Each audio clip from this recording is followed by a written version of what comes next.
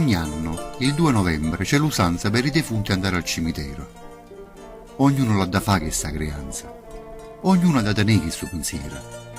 Ogni anno, puntualmente, in questo giorno di questa triste e mesta ricorrenza, anch'io ci vado, e con dei fiori adorno il loculo marmoreo di Vicenza. St'anno mi è capitata un'avventura. Dopo di aver compiuto il triste omaggio, Maronna, si ci pensa, e che paura, ma poi facette un'anima e coraggio. Ho fatto è chista, statemi a sentire. S'avvicinava l'ora da chiusura e io, tomo, stavo per uscire buttando un occhio a qualche sepoltura. Qui dorme in pace il nobile marchese, signore di Rovigo e di Belluno, ardimentoso eroe di 1000 imprese, morto l'11 maggio del 31.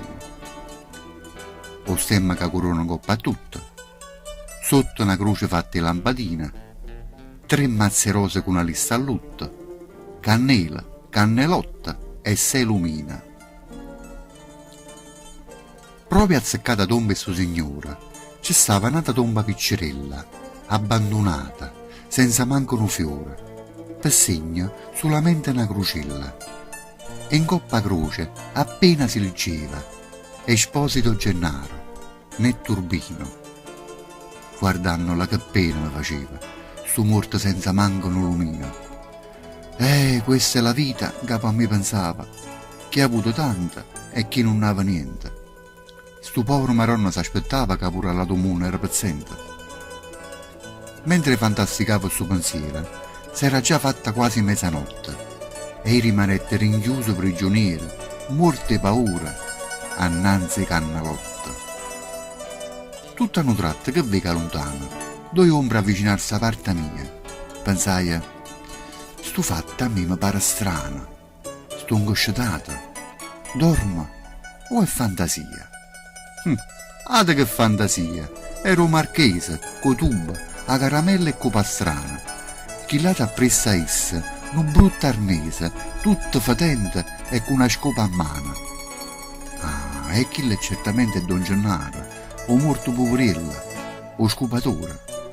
In sto fatto, io non ci vedo chiaro.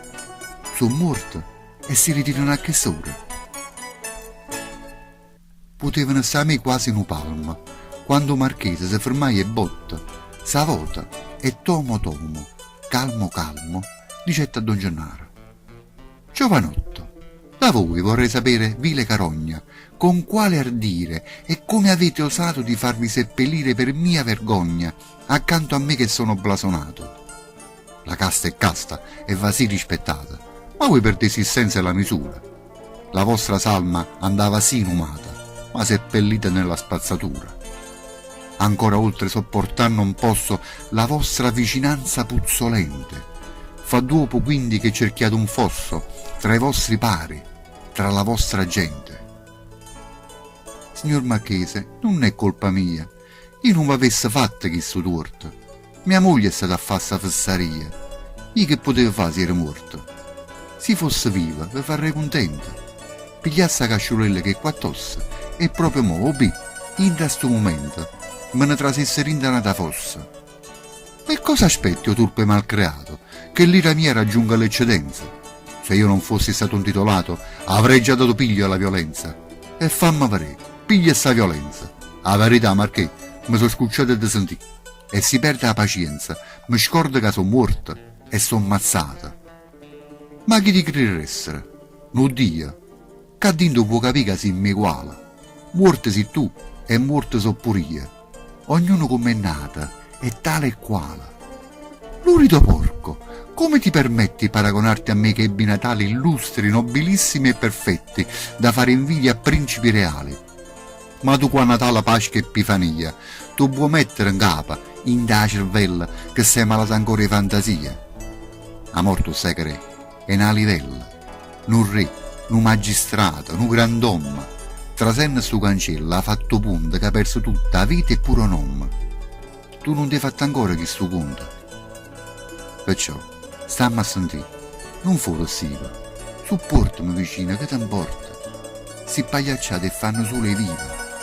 Noi siamo seri, apparteniamo alla morte.